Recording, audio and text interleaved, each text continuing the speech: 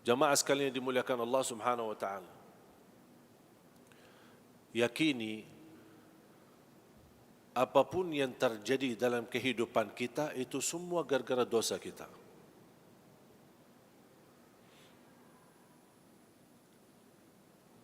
Yang aku herankan, kenapa ketika diuji kita selalu berkata, ya Allah, kenapa diuji?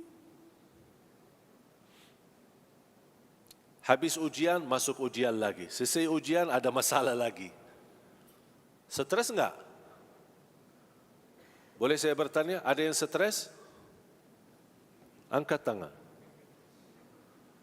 Stres kan? Tak ada yang saya rasakan, orang bisa dibilang puas dalam kehidupan. Tak ada yang puas. Pasti ada hal-hal yang membuat kita stres. Cari nafkah, tidak puas. Cari kerjaan, belum puas. Beribadah, belum puas. Bermain-main, belum puas. Dapat penghasilan, belum puas.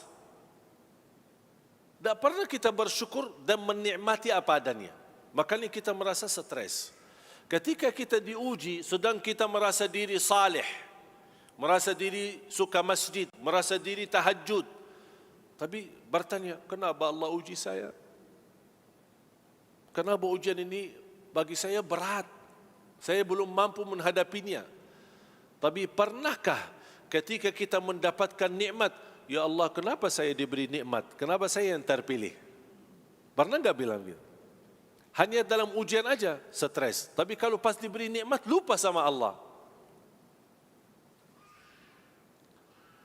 Dan subhanallah, ketika kita diuji, itu justru tanda Allah sayang sama kita. Mengapa? Karena ada dosa-dosa yang belum kita taubat. Allah ingin ampuni dosa tersebut, tapi lewat ujian. Ibu, kalau lagi kesal sama anak, kadang-kadang suka cupit anaknya. Betul? Walaupun tidak sampai sakit,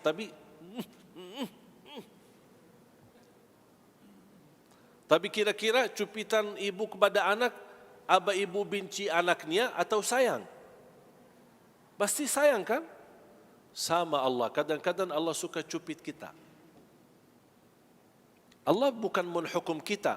Dan ingat, kalau Allah menghukum kita karena dosa dan perbuatan kita, demi Allah tidak ada manusia yang bisa hidup di bumi. Tolong simpan. Surah 35 ayat 45. Surah 35 ayat 45. Sekiranya Allah berkenan menghukum manusia atas setiap kesalahannya, perbuatannya, niscaya tidak ada makhluk yang mampu hidup di bumi. Ketiduran salat subuh, tub karena hukum Allah. Tertinggal salat jamaah, tub karena hukum Allah. Satu kali bohong, tub karena hukum Allah. Habis kita, habis. Siapa yang tidak berbohong? Siapa yang tidak bersalah? Siapa yang tidak berdosa? Tapi subhanallah, kita berdosa, Allah tutupi dosa kita. Dosa lagi, Allah masih tutupi kita. Dosa lagi, Allah masih berkenan tutup dosa kita. Coba kalau setiap dosa, bau badan kita. Dosa lagi, tambah lagi bau. Dosa lagi, keras lagi baunya. Berani enggak keluar dari rumah? Begitu dia, bau, dosanya banyak itu orang. Malu kan? Tapi subhanallah, Allah berkenan menutupi. Betapa banyak dosa, berkali-kali kita dosa, masih Allah tutupi. Tapi subhanallah, begitu kita bertaubat, Allah ampuni semuanya. Makanya taubat dan istighfar termasuk salah satu amalan yang membuat syaitan kesal. Tahu enggak syaitan kesal kenapa? Kan digoda syaitan kan? Proses syaitan menggoda kita sebentar atau lama? Ya lama sampai kita jatuh dalam dosa. Digoda sampai syaitan Subhanallah, syaitan salah satu makhluk yang tidak pernah putus asa. Beda sama manusia sekarang. Sebentar aja berusaha sedikit putus asa. Gagal, tidak berhasil. Kalau syaitan menggoda kita sampai titik terakhir nafas ruh keluar, baru dia berhenti. Tak akan berhenti menggoda manusia sampai dia meninggal. Tapi apa yang membuat syaitan kesal?